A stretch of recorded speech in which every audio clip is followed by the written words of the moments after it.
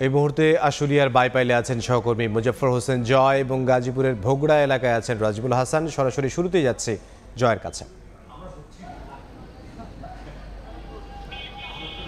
আমি রয়েছি সাভারের আশুলিয়া ঢাকা নবীনগর চন্দ্রা মহাসড়কে, যেখানে বাইপালে মূলত শ্রমিকরা বিক্ষোভ করছেন এবং সড়ক অবরোধ করে দিয়েছেন। আপনারা জানেন যে দীর্ঘ 24 ঘন্টা পেরিয়ে 28 ঘন্টা চলছে, এখনো পর্যন্ত কিন্তু নবীনগর চন্দ্রা মহাসড়কের পরিস্থিতি কোনো উন্নতি হয়নি। একই সাথে কিন্তু সড়কে অবস্থান করছেন শ্রমিকরা এবং তারা বিক্ষোভ সমাবেশ করে যাচ্ছেন। এদিকে নবীনগর চন্দ্রা মহাসড়কের বাইপাল থেকে সাভার পর্যন্ত দীর্ঘ যানজটের সৃষ্টি হয়েছে। একই সাথে আপনার বাইপাল থেকে চন্দ্রা পর্যন্ত, গাজীপুরের চন্দ্রা পর্যন্ত যানজট গিয়ে ঠেকেছে। আমরা যতটুকু জানতে পেরেছি, উত্তরবঙ্গ যত গাড়ি রয়েছে সব যানবাহনগুলো আটকা পড়ে আছে।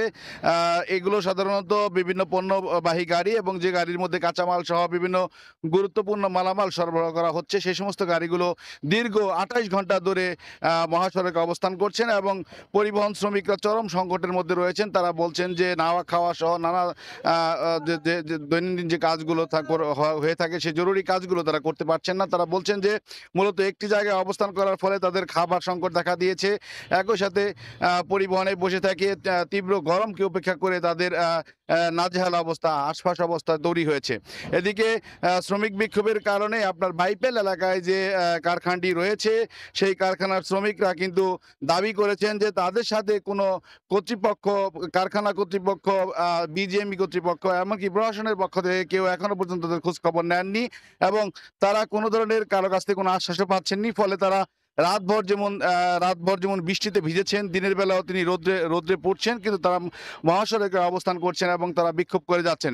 তারা বলছেন যে মূলত তাদের যে দাবি, যে কারখানাটি বন্ধ করে দেওয়া হয়েছে, সেই কারখানাটিতে মূলত যে শ্রমিকদের একটি সংকট রয়েছে, সেই বেতন ভাতা যেটি হচ্ছে আপনার 3 মাস 13 দিনের, সাধারণত শ্রমিকদের ছাঁটাই করলে যে শ্রম আইন অনুযায়ী 3 মাস 13 দিনের বেতন ভাতার একটি বিষয় থাকে, সেই বেতন ভাতা কিন্তু পরিশোধ করা হয়নি বলেই তারা কিন্তু এখনো পর্যন্ত তারা বিক্ষোভ করে যাচ্ছে। তারা বলছেন যে যে পর্যন্ত তাদের দাবি আদায় না হবে, সে পর্যন্ত তারা নবীনগর চন্দ্রা মহাসড়কের বাইপাল এলাকায় অবস্থান করবে বলে জানিয়েছেন। তো আমরা এ সংক্রান্ত আরো তথ্য জানতে চলে যাব গাজীপুরে। সেখানে রয়েছেন সহকর্মী রাজিবুল হাসান রাজীব।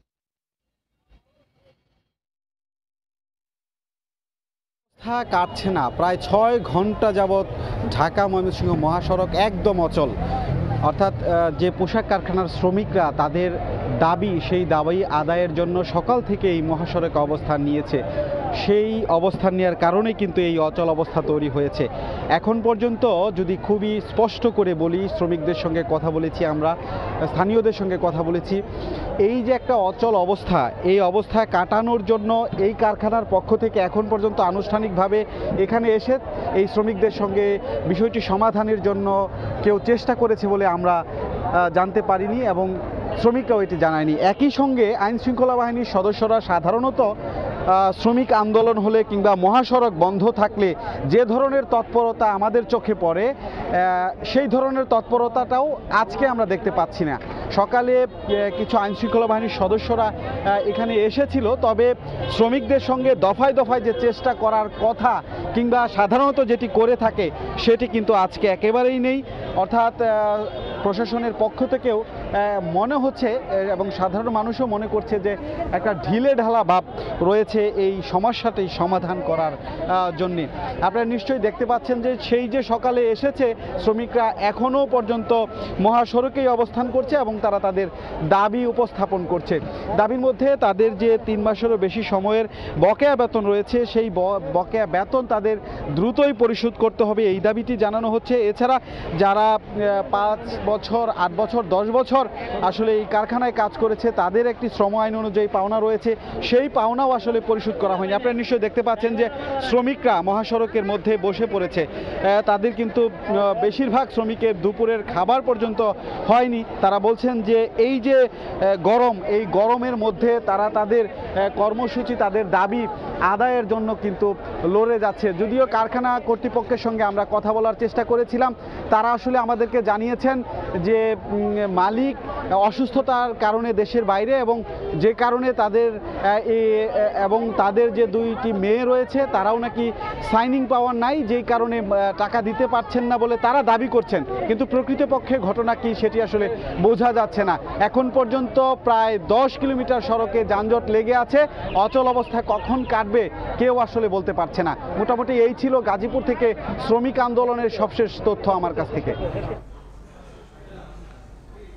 গাজীপুর থেকে রাজিবুল হাসান এবং এর আগে সাভার থেকে যোগ দিয়েছেন সহকর্মী মুজাফফর হোসেন জয়।